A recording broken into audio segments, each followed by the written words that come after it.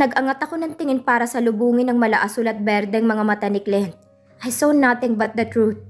Lumapit siya sa akin at inakay ako pa upo sa sofa. Niyakap niya ako. I am sorry, Kara, for what you have been through. Taos-pusong saad ni Clint. Kumalas siya sa akin nang bumukas ang pintuan. It was Cynthia. Bakit nandito si Arif at Leander kahapon? Anong pinag-usapan niyo? Agad itong nag-iwas ng tingin. Kinakabahan ako sa posibleng isasagot ni Clint. Am I ready to know the truth? Leander plane crash was intentional. Mali rin ang iniisip mo sa kanya. I smirk. Of course, sasabihin niya yon. Nadala ka na rin ba sa drama ng Leander na yon, Clint? Kung wala kang kinalaman sa lahat ng ito, bakit hindi mo ako sinabihan na buhay siya? Do I deserve this, Clint? Ulit kong tanong pero hindi siya kumibo. For all people here so dear to me, and I was expecting that you should call me and explain. Kung hindi pa ako pumunta dito, hindi ko pa malalaman ang side mo. Nagtatampo kong pahayag. It is not what you think it is, Kara. What happened between you and Leander? I am not in a position to intervene. Unless your life is at risk. That's what matters to me. Malungkot na tugon niya. Despite all this, I am racked with pain, cheated, and betrayed by the man who made me a mistress, Clint. He said long ago that I would be a mistress and a murderer like my mother. But I still listen to my packing heart. I am so stupid. Nagpadala ako sa matatamis niyang salita. I know, Kara, but I am not the right person to explain to you about that. It was Leander. Hindi ko alam ang punot dulo ng lahat ng ito. I am now trying to figure out who is behind all of this. They want Leander dead and you. Mahabang paliwanag ni Clint. That's a good thing, isn't it? Para mawala ang mga manloloko at taksil sa mundong ito. Prangkang sagot ko. Napailing si Clint. You don't mean that, Kara. I do. Maagap kong sagot. You are in pain and feel cheated and betrayed. But deep down, you still love him. Even though you denied it 1,000 times. Kara, you love him. Agad ako nag-iwas ng tingin.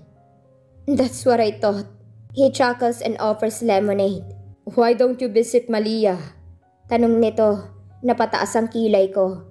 Matagal din kami nag-usap ni Clint. Pinakita niya sa akin ang pinag-aaralan niyang kaso sa mga grupong sangkot di umano sa plane crash ni Leander. And I got curious as well. Hindi ko na malaya na mag-aalas 6 na ng gabi. When I heard the beep on my phone, agad kong kinuha yon. It was Chloe. Napangiti ako. Who's that? Tanong ni Clint. Umiling ako sabay tayo at nagpaalam. I have to go. May kausap akong kaibigan. Napataas ang kilay niya. Nabibilang ang kaibigan sa mga kamay mo, Kara. And this is not a friend. Please don't do anything stupid. Hinalikan ko si Clint sa pisngi at hindi na pinansin ang babala niya. Pagpasok ko sa restaurant ginala kong aking mga mata. Agad kumaway si Chloe sa akin. Ngumiti ako. I never expected Kara Villapuerta to be in front of me and want to talk. The sarcasm in her tone was too obvious. I got curious. Dugtong pa niya. Lalo pang lumapad ang ngiti ko. Well, you're the most qualified person for the job, I said arrogantly. Tumawa lang ito. Shoot straight to the bottle. I hate sugar-coated words. Prangkang komento nito. Napataas ang kilay ko. I want you to ruin Clyde's relationship with Danny. Diretsahan kong sagot. Is she your friend? Or is she not? I saw you two together at the bar. I was wasted, but I saw you with her. Why? I have my reasons. Are you in or what? For Clyde, of course, I am in. Nice. I will call you tomorrow then. Tugon ko at tumayo na. Nagtaka man siya, I excuse myself. Paglabas ko ng restaurant, agad kong tinawagan si Danny. I am sorry, Danny, but your collateral damage. I want to see if Clyde is faithful to you. Hello, Danny. Can you do me a favor tomorrow? Pinalambing ko palalo ang aking boses. Yes, Kara, of course. Shoot. Natatawang sagot niya. Para akong nakonsensya bigla. But it's all about trust, isn't it? Left your gift in Clyde's office. Can you take it tomorrow? Nauutal kong tanong. Sure, Kara. Pero hindi ko naman birthday Natatawang sagot niya. I know, but ikaw ang naisip ko when I bought it. Please, pretty please? When she said yes, I ended the call right away. I am sorry, Danny. I felt heavy. My plan is currently being executed or will be executed at any moment. I am just waiting for Chloe to call me. I walked back and forth. It was killing me. I really hate waiting. I have no choice but to wait. Minutes later, Chloe is calling. I answered. And voila, she was seducing Clyde. And Danny was on her way to Clyde's office. I miss you, Clyde. Nagtatampo na ako sa'yo. Chloe said in her seductive voice. Ngumisi ako. Get out, Chloe.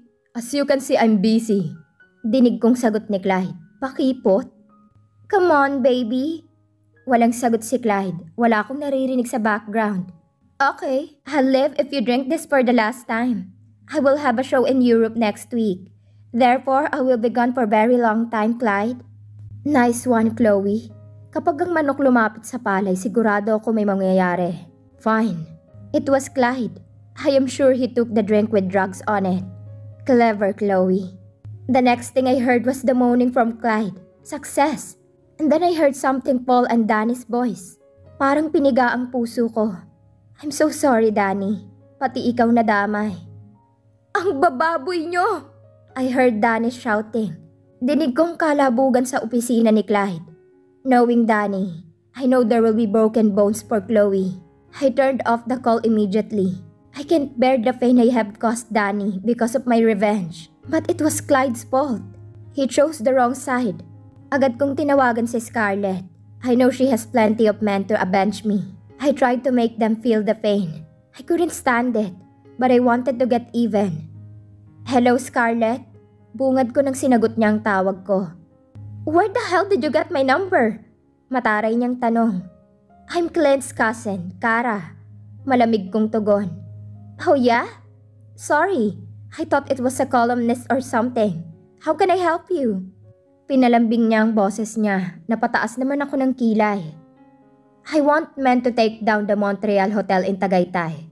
Prangkang sagot ko. Kahit wala siya sa harapan ko, nakikita kong kanyang itsura.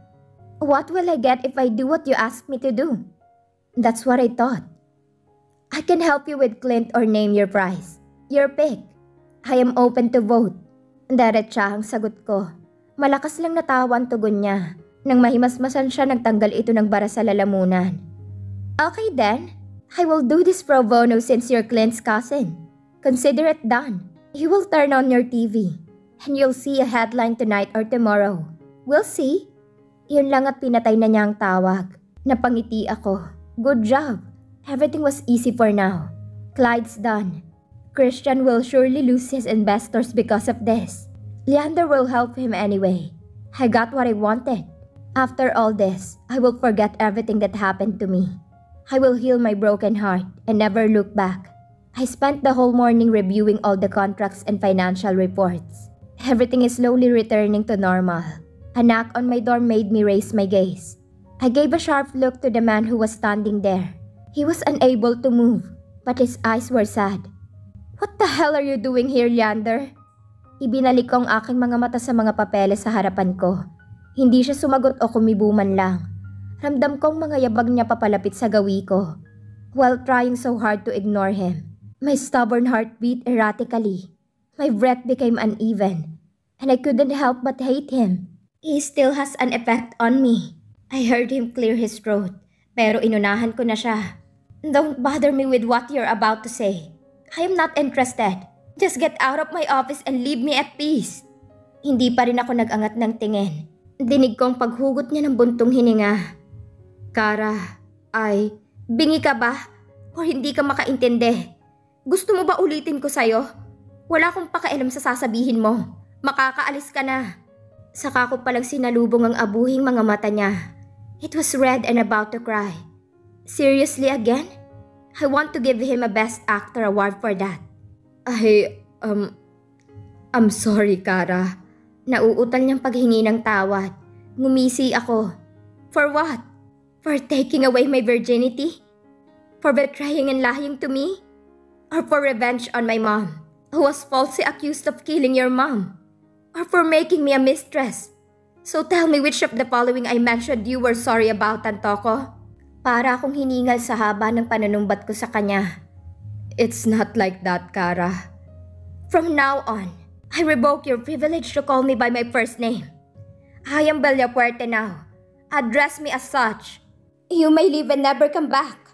Ibinalik ko ang aking mga mata sa papeles na hawak ko. Pero parang nanlalabong paningin ko sa epekto ng presensya ni Leander sa harapan ko. Tell me what to do to make up for everything I've done. Dinig kong sabi ni Leander. Tumaas ang kilay ko. Everything? Are you sure? Baka hindi mo kayanin. Puno yun ng pangiinsulto. So tanto ko, make sure you are responsible for those words before you say them. Ngising sagot ko sa kanya. Anything, Kara. Just say it. Malamlam ang kanyang mga mata. Ibinaba kong hawak kong papeles at sumandal sa aking swivel chair. At sinuri siyang mabuti. Ang gago. Gwapo pa rin hanggang ngayon. Hindi man lang nabangasan. First, call me Villapuerte. Done. Maagap niyang sagot. Second, when I come back, did you manipulate everything from being a professor, an engineer, and a bar owner? Kinakabahan ako sa maging sagot niya. Namamawis ang aking mga kamay. Yes, I orchestrated everything to get close to you. But it wasn't me. I mean, it was me. But my other personalities took the lead. Sinalubong niya ang aking mga mata. Samot-sari ang nababasa ko doon. Funny, isn't it? Napakunot ang noo niya sa reaksyon ko. Stay away from me. Fix your marriage. And get the hell out of my office, Tantoko. That I can't do, Kara. Agad itong pumikit. Ilang saglit din yon. Akma ko siyang susugurin nang bigla na lang pumulupot ang braso niya sa bewang ko. I miss this. Marahas niyang inangkin ang aking mga labi. Ilang beses ko siyang itinulak pero lalo lang niyang hinigpitan ng pagkakayapos niya sa akin. At nakahawak ng madiin ang kaliwang kamay sa aking batok. Pero madiin kong itinikom ang aking bibig. No way! Nang bigla na lang niyang kinagat ang aking pang-ibabang labi. I tasted my blood with Leander's punishable kisses. Nanlalambot ang mga tuhod ko. Uminit ang aking pakiramdam. Naging blanko ang aking isip. The kiss became gentle. Puno ng pag-iingat. Ang bawat kibot ng labi ni Leander sa aking mga labi ay lumilikha ng kakaibang sensasyong dumadaloy sa aking buong katawan. I clung my arms to his nape for support. When I was about to respond, Leander let go of me. Sinapo niya ang aking mukha at sinalubong ang aking mga mata. Inilapit niya ang kanyang bibig sa aking punong tenga. I own you. Every personality in me desires you. So yeah, ask me anything except that. It's not gonna happen ever. You're stuck with me, Kara. Whether you like it or not. Then suddenly Leander sealed his lips to mine for a few seconds and let go. Sweet. Agad siyang tumalikod at tinungo ang pintuan. Naiwan akong napatanga sa ginawa niya. I told you, Kara, I am not giving up that easily. I will protect what's mine. No matter how many times you push me away, Kara, I will be your shadow for the rest of your life. Unless you're willing to kill me. Dinig ko na lang ang paglapat ng pintuan. Nang mahimasmasan ako, agad kong tinawagan si Kendra. Nakailang ring din yon bago niya sinagot. Are you free today? We should talk. Bring Arif with you. Hindi ko na hinintay ang sagot niya. Clarice, in my office now. Pabagsak kong binaba ang intercom. Yes, Miss Kara. Sinamaan ko siya ng tingin. Who gave permission to let Leander in? In my office? Tumawag po kasi si Sir Clyde. Napapasukin po si Sir Leander. Kasi may ibibigay daw po siya kaya po hindi ko na kayo nasabihan, Miss Kara. Sorry po. Napataas ang kilay ko. Siya ba ang boss mo, Clarissa? Hindi ako na-inform na sa kanya ka na pala sumusunod ngayon.